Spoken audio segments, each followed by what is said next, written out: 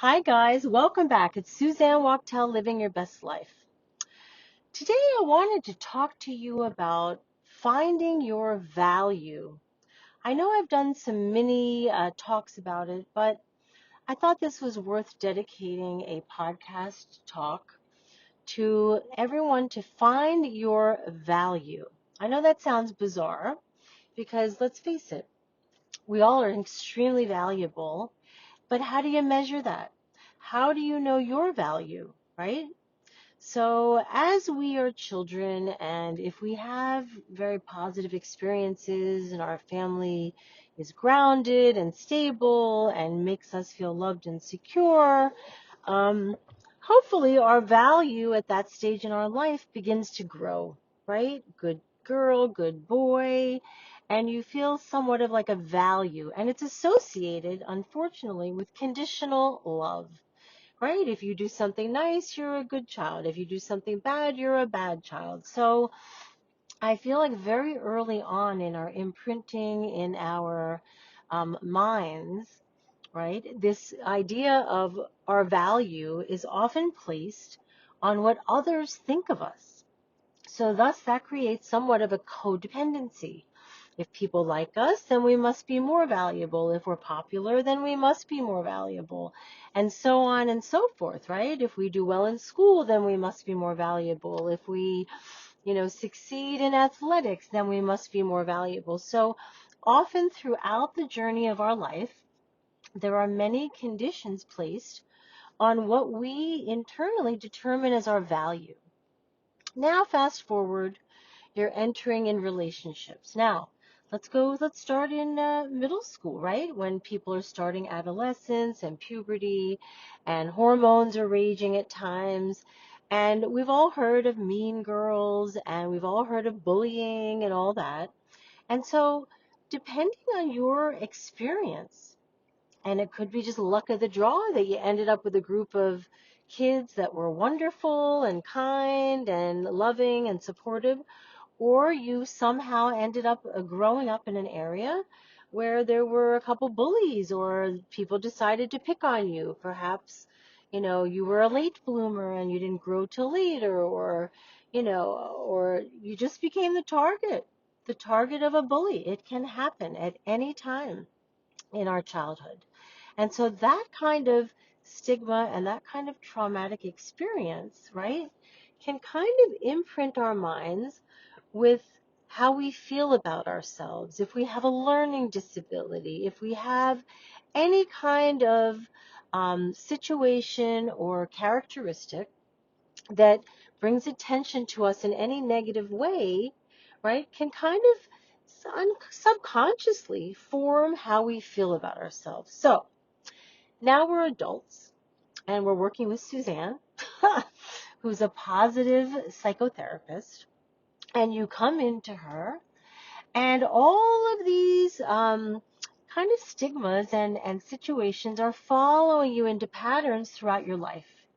And now we look at and identify the patterns. Are you attracting people that are bullies? Are you attracting people that like you because you please them? Are you attracting people because of what you do for them? Okay, so those are all conditional feelings of our value.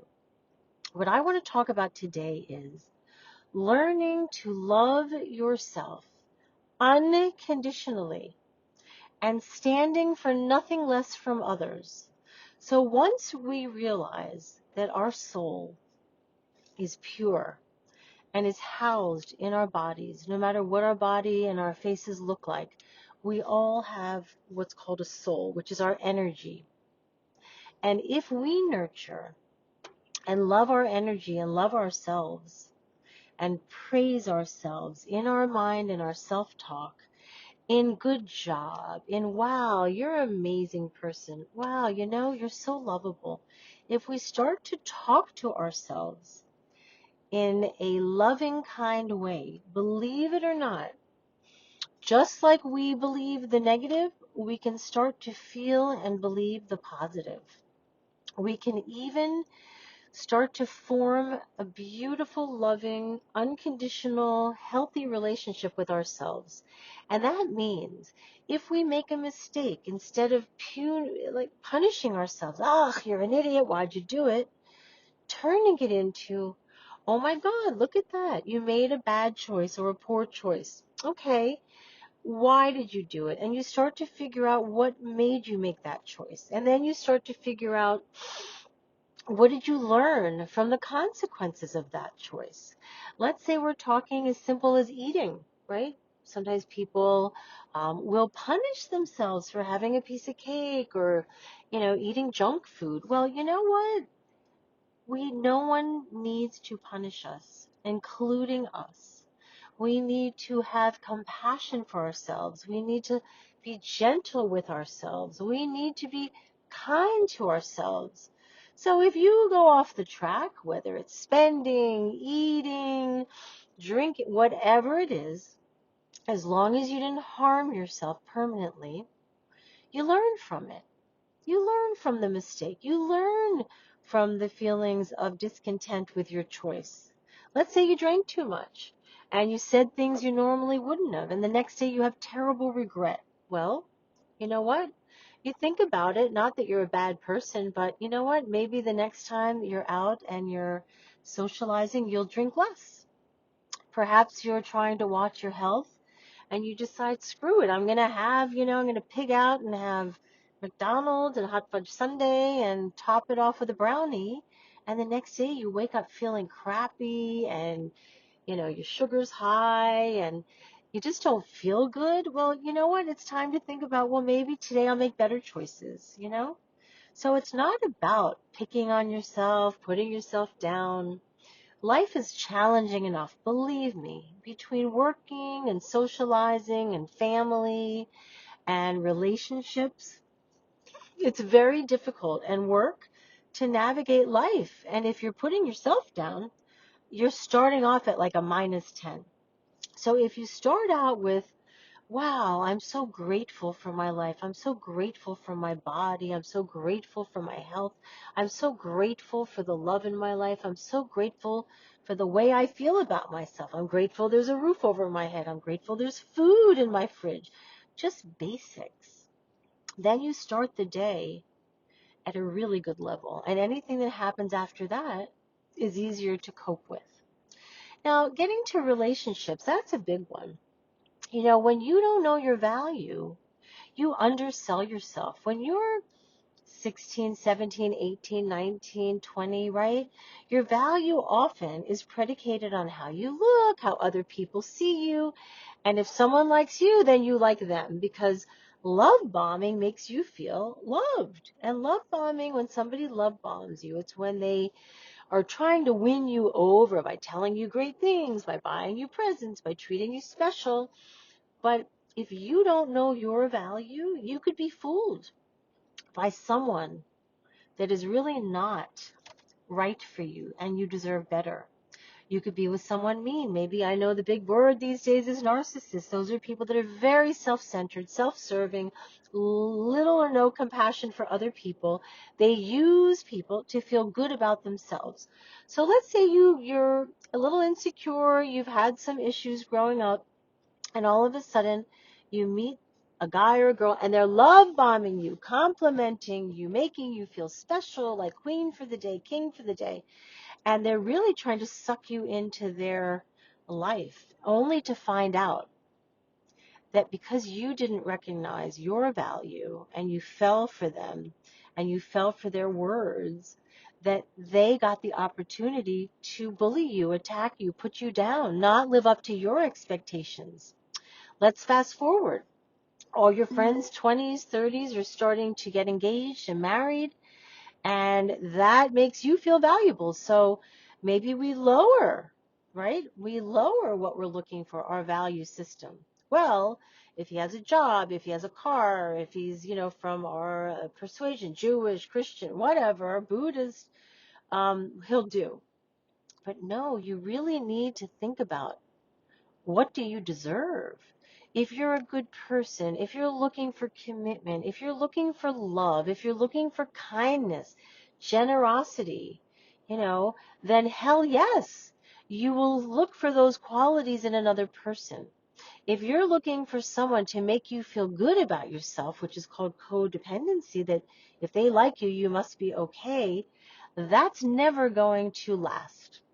So when I was young, I remember I had had a lot of trauma growing up. You've heard in my other podcasts. So I was love bombed by 1, 2, 3 guys, and it made me feel special, I will say. And I undersold because I didn't know my value.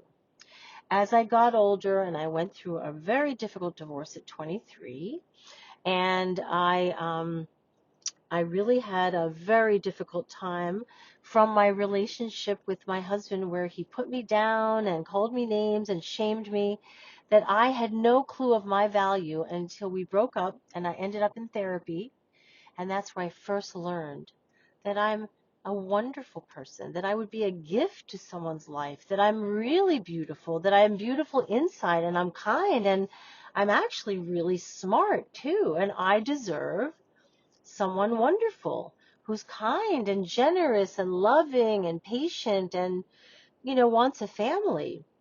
And so once I switched it to just having someone like me and make me feel good to, wow, I deserve, because I'm valuable, somebody wonderful, then I met my husband now of 43 years, who was so kind and funny and generous and loving and patient. And I had a 3-year-old little boy, and he was terrific. And those were the qualities I looked at because I knew my value. You know, at this point, it's 43 years later, and patients come to me and they're dating people that are treating them poorly, or they don't want to commit to them, or they don't want to take care of them, or they just don't want to live up to what that person doesn't even know their expectation is. So my role as a therapist is to help people learn their value. So sit down right now and make a list of all of your good qualities, all of them. All of them. It's not self-centered, it's not bragging. It's really looking at the wonderfulness inside of yourself, okay? And write it down so it's a fact. Then I want you to write on the other side, whether it's for a friendship, a love relationship, what do you deserve? Because now that you know your value and all the great qualities that you have, what do you want? Do you want someone kind? Do you want someone funny? Do you want someone generous? Or do you want someone selfish, mean, critical, dishonest, lazy? We don't think about what we don't want. We just accept if someone likes us, oh, they must be great. No, that's not true. You need to vet people, whether it's a friendship, whether it's a dating situation, you need to vet them. Know who you are, start to learn your values, start to embrace your value, and then, and only then, it can happen at 10, it could happen at 20, it could happen at 40, it could happen at 60. It is never too late to figure out your value and to bring people into your life that deserve to be there. And if there are people in your life now, I heard from my astrologer that I speak to once a year, that it's the time of Jupiter, and Jupiter's chaos. Jupiter is a time in the astrological world to let go of people that don't serve you well anymore, that are critical, that are just not your cup of tea anymore. Because once you know your value, your time is precious. And you need to spend it with people that you enjoy and that deserve to be with you. So on that note, please take a little time and figure out your value today. Not what it was before, not what it will be, but what is your value today? And brag and be wonderfully complimentary to yourself, because you deserve the self-love. It's free, and there's an endless supply of it within your heart and in your soul. So have a beautiful day, guys. And please know yourself and know your value so you appreciate yourself every fucking day. I love you all. Bye.